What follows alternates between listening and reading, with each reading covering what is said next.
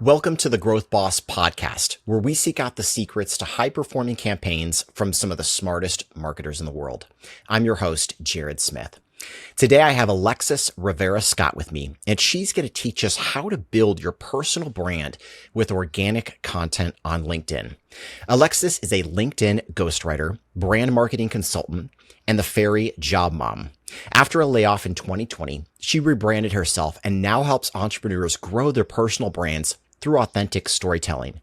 She also teaches job seekers how to become eternally employable with insider tips on the job market. With over 90,000 followers and 9 million impressions, her work has been featured in the Wall Street Journal, Medium, and Built-In. Alexis is a proud Latina and was named Favicon's #1 Puerto Rican creator in 2025. Alexis, thanks so much for being here today. Yeah, thanks for having me, Gerrid. Awesome. So I'm really excited to learn the inside secrets on how to improve my organic reach on LinkedIn. And I know that all of our listeners are in the same boat. So where do you start? Let's say that you were going to work with me. Where would we begin? I always like to say begin with the end in mind. So what is it that you are looking to achieve from LinkedIn? And I think it's important to call out that everyone's motivations on building their LinkedIn presence are different, with the exception of wanting to build your personal brand. Kind of where you take that personal brand is where it varies. But the goal is visibility. The goal is a presence. And the goal is for most people to drive revenue and leads. Yeah.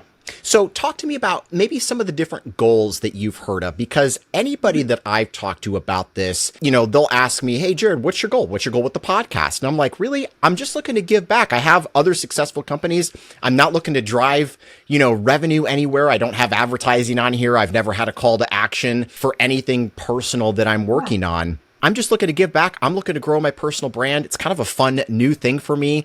I've been in SEO for 20 years, kind of looking to do a little something on the side that's different. But I would imagine most people aren't in that boat. They are looking to drive revenue. But between those two camps of somebody's like, hey, I would just want to build a personal brand because I think it's fun. And then the other person that's like, hey, I need this to drive revenue. Are there any other reasons why somebody would want to grow their personal brand? Yes. So some examples that I have heard. One client of mine is an author, and their agent said, hey, you're on Instagram, you're on Facebook, you need to be on LinkedIn. And so we helped build out their presence on LinkedIn. Another person is really looking to leverage it for more PR opportunities. So leads in the sense of wanting to be asked on podcasts and wanting, featured articles and things like that. So it's not necessarily that they need to drive business leads, but they want to drive PR leads. I've also had a conversation with someone that I ended up not working with them for this reason, but they were more interested in the vanity metrics, the going viral, how many followers can you get me, how quickly, and that's not what I do. So I always say there's two types of ghostwriters, and there's kind of two strategies around building your presence on LinkedIn. There's the brand builders and the growth hackers, and the growth hackers are how big and how fast, and the brand builders understand that it's a flywheel. And it's daily contributions and it's engaging with their community. And it's not just, this magical formula where, okay, do X and then explode. Like in general, that's not how it works for most people. And so for me, working with people that understand the process and that it does take time, that's kind of my ideal situation. But there are people who will promise that to you. And there are strategies that they use to do that as well. So, each their own. Absolutely. So let's take again a couple different camps of potential users, potential clients for you. How does the content strategy change if someone like me, I'm just looking to give back? I also want to follow all best practices. I mean, if you're like, hey, it's ideal for you to post every day. I don't want to be like, no, I just want to do every other day. Like I'm looking to put in the work to grow my following versus somebody who is like, hey, I want this to be my #1 revenue channel for new leads or whatever it may be, probably a B2B customer. Does the content strategy differ between those two camps of people? Yes, because if your goal is sales, you need to be including a couple of things. Number one, social proof of your business. So whether that be case studies, whether that be telling stories around your customers and their problems and the problems that you're solving, and then also calls to action. So people need to understand what you do, how you do it, who you help, and how they can find you. How do they reach you? What is it? What's the next step? Okay, great. This is a great story. I have the same problem. wah, wah, wah. If you are not including that call to action, or some way that they can find you to work with you, that's a big misstep for folks who are trying to leverage it for leads, for revenue. Now, Okay. Content wise, if you're just using LinkedIn as an opportunity to build thought leadership, it's a little bit different in what you might share. So in that case, it will most likely be more about you and your story and the industry and insights, as opposed to the problems that your exact company is solving. Now, for most people, it's a blend of both, right? Yeah. You want to build thought leadership alongside your personal brand. And so it's, how do we find this perfect mix that your audience enjoys and wants to engage with? Now, this is the big thing. I know we're talking about organic reach. LinkedIn is a reciprocal platform. Okay. So a lot of people think, okay, great, I'm going to commit to posting. And they do. And then they hear crickets. Mm-hmm. And the answer to that is, yes, that's correct, because you're not going and engaging with your community and building community and connecting with people that would be interested in your content. So you have to seek out engagement with other folks. You have to be connecting, you have to be commenting, liking, all of that fun stuff. My biggest periods of growth were actually after joining communities of some variety, where I had engaged with people, interacted with people, and then we connected on LinkedIn and continued to connect via content and via comments and engagement and all of that. That's when you start to see the spike, because all of a sudden now LinkedIn has a whole new network to share your content with. And it's all exponential, right? So it's, you start out here, and then your ring gets bigger, and then your ring gets bigger, and then you get a ring over here and a ring over there, and you want to keep growing that ecosystem. Yes. That is a conscious effort, because if you are not continuing to expand your network and tap into different arenas, LinkedIn will suppress your organic reach and kind of keep you to your core group of like, okay, who's liking your stuff? Whose stuff are you liking? If it's a small group, you won't get very far. And so you have to make that conscious effort to kind of break out of the bubble. And even for me, as someone with, 90,000+ followers, I still have to do that. LinkedIn wants to keep me in a bubble. I was just talking about this earlier today about my own reach. And, I saw a significant decline, which you can't really complain about. It's the algorithm. It's going to go up. It's going to go down. But you do have to be proactive. And if you see something like this happening and your reach tanks, okay, great. What's my strategy? Because what I was doing, I need to tweak something to fix it. Yeah.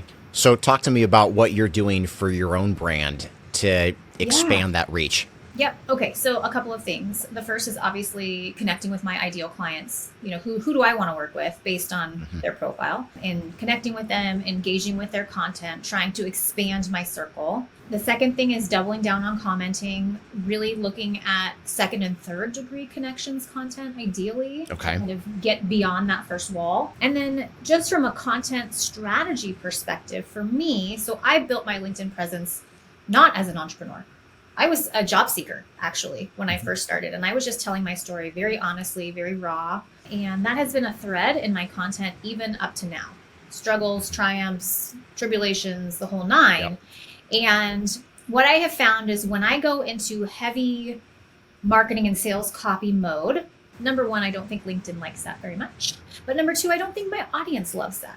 And it is a necessary component of building your business on LinkedIn, but you have to find a balance of what people are willing to engage with as well. So I really try to make sure that I'm not too heavy on the sales pitching, and I'm not too heavy on the, here's what I'm thinking randomly today.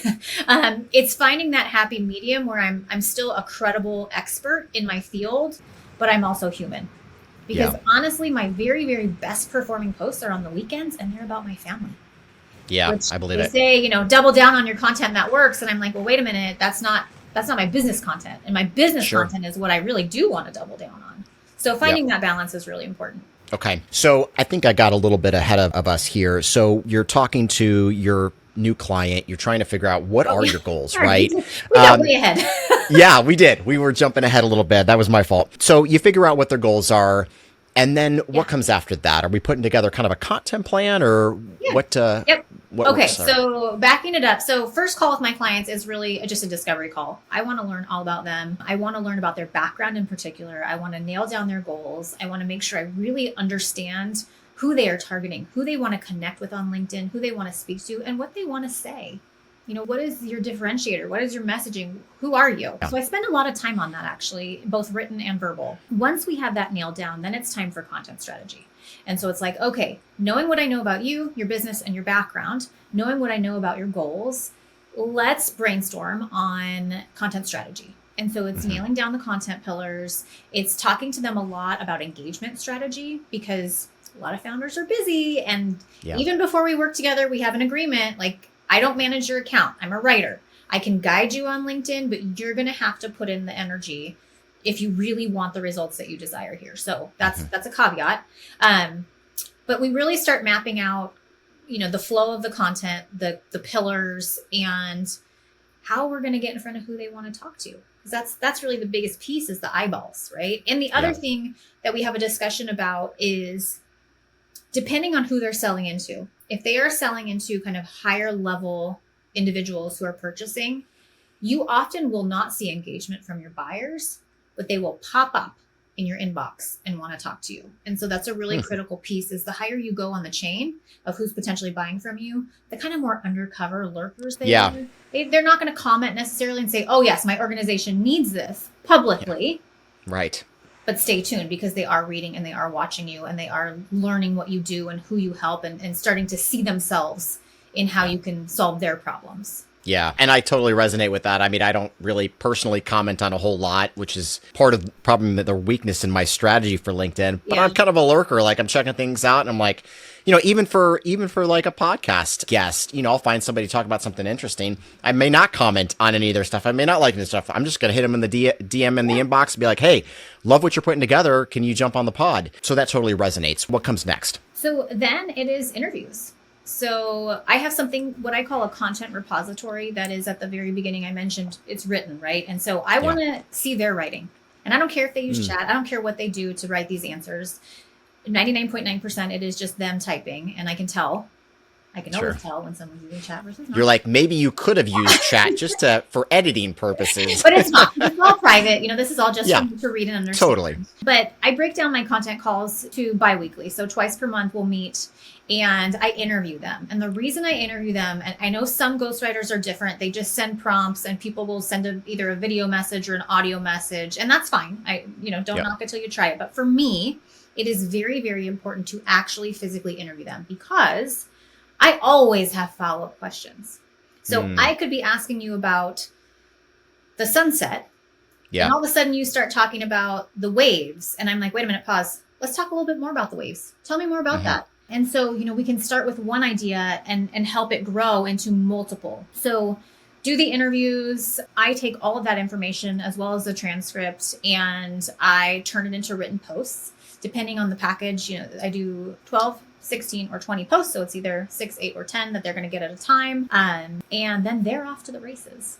So what they can do with that content is up to them. I am very clear. There is an art and a science behind LinkedIn posts. And so the one thing I tell them is, listen, if there is something in here that doesn't sound like you, go ahead and tweak it. Maybe it's a word. I had one he said, you keep saying customers. I say clients. Okay, great. Change it to clients. And moving forward, I'll say clients, right? But something like that, you don't need to ask me if that's okay or what have you. There's going to be little nuances that you can tweak on your own. But the one thing I tell them is this: please do not change the formatting. The formatting feels very strange. If you are new to LinkedIn and you see it on a Word doc, you're like, wow, what's with the one-liners? This looks odd. Because traditionally on LinkedIn, the best performing posts have a lot of white space. It's kind of boom, boom, boom. It's not paragraphs. It's not long form copy. And that's a little bit hard for some people to get used to. And sometimes I will see my clients post and I'm like, oh yeah, they changed this whole thing. I did not write that. I know I did not write that because I have a great memory and I know how I format. So that is the one thing I ask, hey, I don't mind if you want to, add your flair, make it yours, whatever it is. I'm here to work for you. But again, keep in mind, I'm formatting like this for a reason. Everything behind it, there's always a reason behind everything. There's a strategy behind it. So that's why you're hiring me, to help you with that strategy. So just keep that in mind as you're editing, as you're pushing things out. I'm going to give you, I call them the rules of the road. If you follow those, you should be good to go. And if you have any questions, I'm always here as a resource. But, I'm going to give you everything you need to be successful. Then you need to go do it. Yep, that makes sense. So talk to me a little bit about content strategy if somebody wants to do this for themselves. Is the goal to kind of like, hey, let me just peel back, my business and how I do things and give away all my secrets? Or what do you find are kind of the pillars of success for writing great LinkedIn content? Now, I understand the formatting is a piece of that, but just topic wise, I feel like a lot of business owners are like, what do you want me to write? What should I be writing about? I would say, if you want to break it down into your like most basic form, you're going to have your origin story as one of your content pillars. That's going to be kind of how you got to where you were, or like career stories too, like what you've learned, kind of the more touchy-feely, like human connection pieces. Yes. Then you're going to have your expertise and the work that you do, right? And so you're going to tell stories about problems you're solving, things you're encountering, what have you. A lot of people choose to include a kind of an industry content pillar and like kind of what's going on and their take on it. And I think it's very important to highlight their take on it, right? Because it's one thing to like share an article or share a piece of news, like, oh, the stock market dropped 80 million points yesterday. That's fine. I can find that on the internet. I can find that on the Google. Yeah. Why should I care about that? That's what people really want to know. And it doesn't matter which content pillar you are. It's kind of why should they care about it? There should always be a takeaway there. And then, the last piece that I like to think about is your wild card. That is, what is something uniquely you or something that you really enjoy? And again, it plays more into the humanitarian piece of this, but it could be a differentiator in your business and it could be something you really enjoy, like a passion of yours. Like it could be like totally not related to business. For me, I talk about my family. Now, key is this. How can you somehow relate that to a business learning or a life lesson? Sure. So it's not just, oh, here's a picture of my daughter. It's, this is my daughter. She got her first job this week. Here's what she's been learning. It reminds me of my first job. What was your first job? Yeah. So there has to be some thread of connection there, regardless of the content pillar, right? It goes back to why should someone care? How can they connect with this piece of content?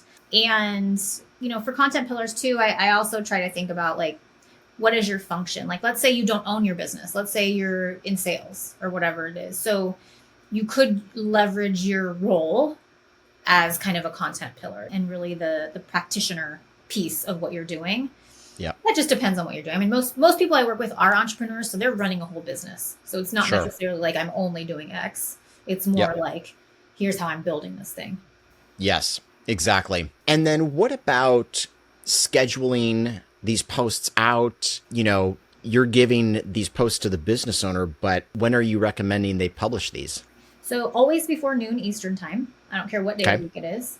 And then most people work with me and they start with 3 a week because most people that work with me have not been posting at all. So we ease into it. And I just say, really try to stick to Monday through Friday. And again, this is all in my rules of the road document. So I guide them through this, but really Tuesday through Thursday is kind of prime time on LinkedIn for business posts. Yeah. And you need to hang around for a little bit after you post. So when do you have time to kind of chill and comment and engage and reply and all these things? I do not advocate people using a scheduler of any variety. And that's just me. It's personal preference. I know some people say it doesn't matter. I myself have seen the LinkedIn scheduling tool mess me up and say, okay, your post is scheduled. And then 3 seconds later, all of a sudden it pops up. And I'm like, wait a minute, I just posted. Like, it's a mess. So I don't advocate that. If you choose to use it, that's your business. If you choose to use any other social media management tool, that's your business. I don't encourage that.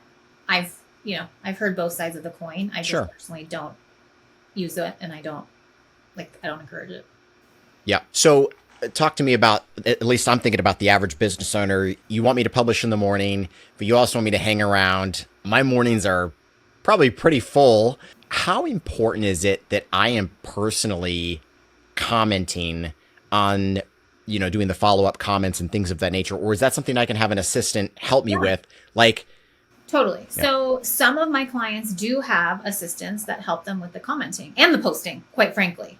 Okay. The one thing, though, that I really feel strongly about is your inbox. Yeah. Okay. So Totally fine. You have an assistant. Now, this is not a virtual assistant who does not have mastery of the English language, FYI. Sure. This is also not an assistant just using AI, generating crappy comments and slapping them up with your name on them, because your name is now associated with whatever goes on the internet. So be very, very judicious with who you decide to trust with this process. Okay. That's number one. Number two is your inbox. So your inbox is the actual leads, the actual relationships that you are building. I would very, very, very highly recommend that you do not have anyone managing your inbox. And if you say, well, I don't have time to hop in there, you have that assistant go in your inbox and say, hey, you have 3 leads today. It's important that you get in here. So even if it's just them checking for you and saying, okay, you need to hop in, great. Have them flag it for you.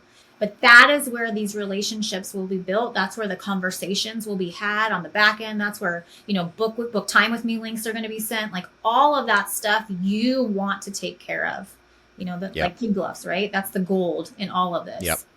The comments, yes, like some people will argue, oh, the comments are just as valuable, and they are valuable.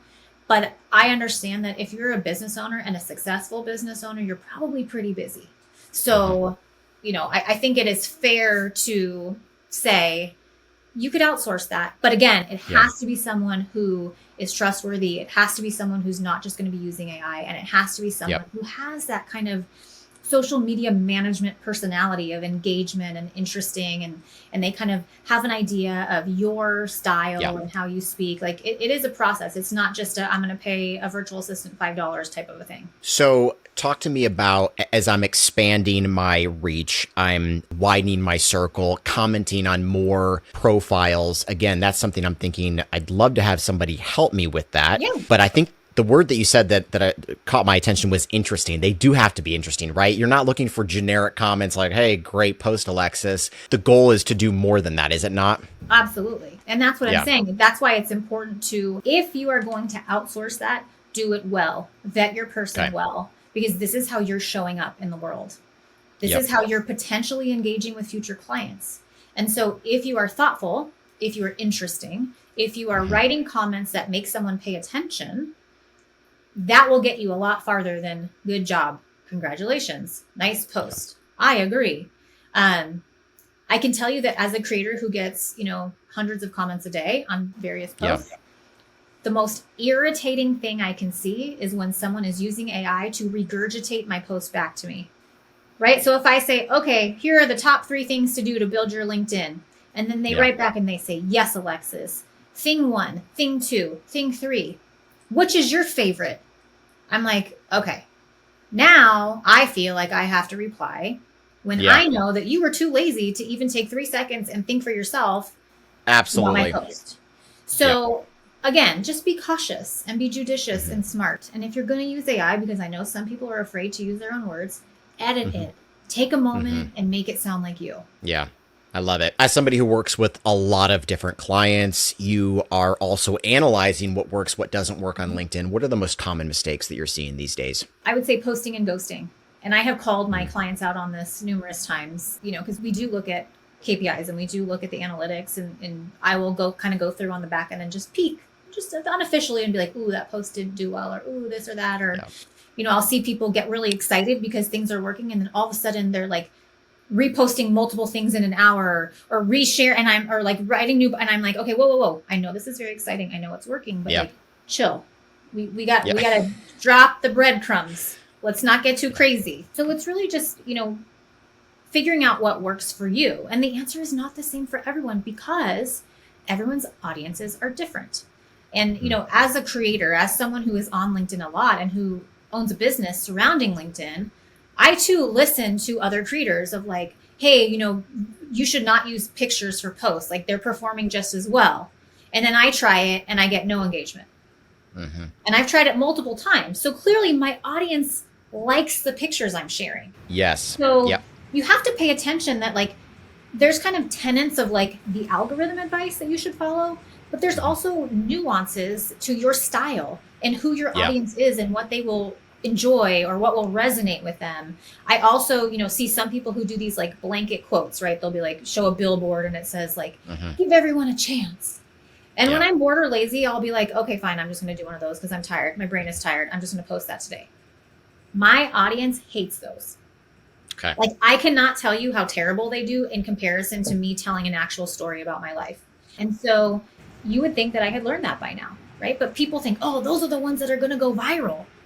Depends on your audience. Yeah, not Depends necessarily. on who's watching. So I think that's just really important, is like, you have to like do your A/B tests. Pay attention to what works for you. What works for me might not work for you. And so you just have to be aware of that. Yeah. If you think back over the last few years, the top 1 or 2 clients that have just crushed it, what do you feel like they had in common? Being present and engaged on the platform. So I just posted about one today, ironically. I was trying to compile some case studies for my new ghostwriting brand. And I reached out to her and I said, hey, LinkedIn has new analytics now. You can set custom dates. Would you mind just setting from the time we started to the time we ended? And then letting me know, like, how many leads did you drive, like, while we were working together? So she sent me all her stuff and it was all really good info. And when I think about her, it's like, she was excited. She was building community. She was talking to people. And I saw it as a bystander, right? Like, yes, I was writing her content, but I support all of my clients. And so I was reading and seeing who she was talking to, and you could just see the growth. And it was that commitment that got her there. I have another client, my longest standing client, who I adore her like tremendously. And she has worked with me and then paused and then come back and then pause and then come back. And for her, it's that commitment. It's not getting hung up on one single post. It's seeing the gain over time. And, her favorite thing is every time I talk to her, and say, how are things going? Oh, I went to this conference and people were talking about my content. They were talking about my LinkedIn, and she gets so excited. She gets invited on panels. She gets invited on podcasts. She gets invited on all these things, which for her, she's actually one of my clients that's not necessarily looking for like sales leads. Sure. She's really looking for visibility, opportunity, PR. And for her, it's completely working. And in her industry, she's kind of becoming this like golden girl of like, you need to go follow her. She's on top of it. She's doing all these really cool things. But again, she's very engaged. She's very involved with her content. She has a lot of ideas. And I think that's the other piece of the puzzle. I've also worked with clients that their marketing team was like, you need a ghostwriter. They hire me, and they are completely detached. And detached from the ideas and detached from the engagement, which is really not an ideal situation, because the closer I am to you and how you're feeling about your company and the work you're doing, the more I can take that excitement and enthusiasm and transform it into really great content.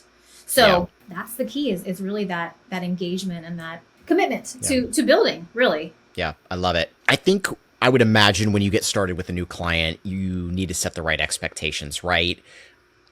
If I start posting 3 times a week, like, at what point do I start to get results? What have you found to be kind of, an average growth rate? And I understand every industry is different, every customer is different, but what should my expectations be as a business owner if I'm going to get started on this? It's all going to depend on your baseline, honestly. So if you're starting at 0, of course, you're going to want to see some pretty impressive results at first, because you went from nothing to something. I'll give you an example. The client that I was speaking about previously, the one who saw about 10 leads and what have you. So she was active on the platform prior. She had worked with a previous ghostwriter and then taken a break and then came to me. And during our time together, she saw, I think it was like a 15% increase in follower count. And then impressions, the graph she sent me didn't show a percentage increase, but it showed me the number of impressions. And one thing about LinkedIn, though, with that impressions graph, pay attention, because mine is like that too. There's a chunk of time missing. So we need to add inflation a little bit, but it showed about 500,000 impressions, which is not, that's not like, oh my God, you got me 10 million impressions. But again, I'm not worried about that. I'm worried about the 10 deals that were worth $20,000+ a piece that she got from working with me. That to me is far more valuable. And she was building community, and she was getting PR leads, and now she has a podcast. Like, there's all of these other exponential things that came from our work together that I'm really, really proud of. And so I think that to me is the linchpin when I look for clients and who I want to work with. It's someone who understands, like, yes, followers are great. Yes, followers are important. But unless you're doing influencer marketing, they don't really matter. What matters is your goals and what you're trying to achieve. And if you are achieving those goals, then you're winning. That makes sense. So one of the things you said that's a little bit tricky when you're creating content is the pitch, right? So I can see myself having some great family posts, and then I'm, kind of digging deep into, hey, maybe I, did an audit on this business or did an audit on this, marketing campaign. Here was the things I discovered. Very common issues, a lot of business, have a kind of a range of content that I'm putting out. But then how do I say, oh, and by the way, if anybody wants to work with me, hit me up. Like, what are the best ways to do that? So there's a couple ways. And your profile, like when you think of it like a landing pages, there are multiple points on the page where someone should be able to find you. So number one is in your link under your picture that you should have an option for a custom link, whether that be a Calendly, whether that be your website, whatever it is, you should be leveraging that. The second is in your about me, there should be contact information. Like there should be some way that they know, like if they have the problems that you can solve, here's my website, here's my email, reach out. The other is in your featured section. So in your featured section, you have the capability to add links, create a graphic, add your call to action, make sure they know that they can click on that and get there. And that's another great thing. And then in the post itself, calls to action. So just like you said, if you have this problem and you need help, I posted one today. If you need help, my DMs are open. That's it. Yeah. The other thing that a lot of people add that sometimes I will add, I kind of like to, vary it and play around is kind of that subtext. So you're going to have your post, you're going to have your call to action, and then you're going to have some sort of a separation, like whether it be a line or whatever it is. And hi, I'm Alexis. I'm a LinkedIn ghostwriter. If you're a founder or exec who needs help with content, please reach out. Boom. Who I help and how. Love it. What else do business owners need to know before they get started or even after they get started publishing content on LinkedIn? I would say the big thing is ship it. It doesn't need to be perfect. It's not a dissertation. It's not your life story. It is short, bite-sized content pieces. The other thing I will say is 1 point. Okay, so what is the one thing you want someone to take away from this post? If you reread your post and there are 3 or 4 or 5 things, that's 3 or 4 or 5 separate posts. That's a very common mistake I see for people who get started and get excited is that they want to tell you everything in one post. Again, we're breadcrumbing. We're giving little bite-sized morsels along the road, leading people to where you want them to go. So that's really, really important. The other piece is white space. It's going to look real weird.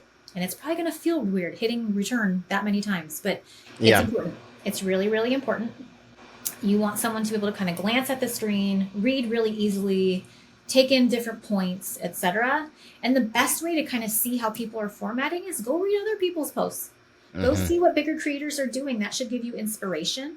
And I would say the last thing is, this all takes time. So at the beginning, it might not be as exciting or fortuitous as you think it should be, right? It might be a little quieter. You might not get as many likes. Just keep going. Try new things. See what's working. Double down on that. If it's not working, you don't have to keep doing something just because you feel like it. You might want to try something different, but your biggest success is going to be going out, talking to people, sending DMs, engaging. Like content is great, but you have to also engage. It is a social media platform. LinkedIn is largely reciprocal. Very, very huge. I can't tell you. The other thing is, if you connect with someone, let's say you spot someone and you're like, oh, I would love to work with them. If you connect with them and they say yes, LinkedIn is going to start pushing your content to them. So be strategic with your timing. Let's say, Gerrid, I want to work with you as a ghostwriter and you say yes. And I can see you said yes. Tomorrow, I want to potentially post something that's like, here's 5 reasons why you need a ghostwriter. Because I'm pretty sure that might get on your feed. Absolutely. So just be thoughtful of that. Be cognizant of it. The other thing is, do not sign up for one of those auto connection automation tools where it's like, go connect with 100 people a day. LinkedIn does not like those, my friend. And it could completely shut you down, but it will 100% stifle your reach. So just be very cautious with any automation tools that you're using. AI is great. Make it sound like you if you're going to use it. Like heavy editing. Heavy editing if you're going to use AI. I don't use AI in my writing for my clients. So I actually sit there and type. And I believe you can tell when someone uses AI. It's not personal. It's not. I would agree. It's not you. It's not your voice. So, people want to follow you and learn from you because you are you. So be you. Don't be afraid to be you. Yeah. Love it. Alexis, thank you so much for your time today. Oh, For you're somebody who welcome. wants to connect with you, what's the best way for them to do that? LinkedIn is obviously number one. My name on there is Alexis Rivera Scott, but you can take a peek at my new ghostwriting company. I'm very excited. It is called Amazing. Heritage Narrative. And so, you'll find all the links on my LinkedIn, but if you Google Heritage Narrative, you will find me there also. Beautiful. Thanks so much. You're very welcome. Thanks for having me.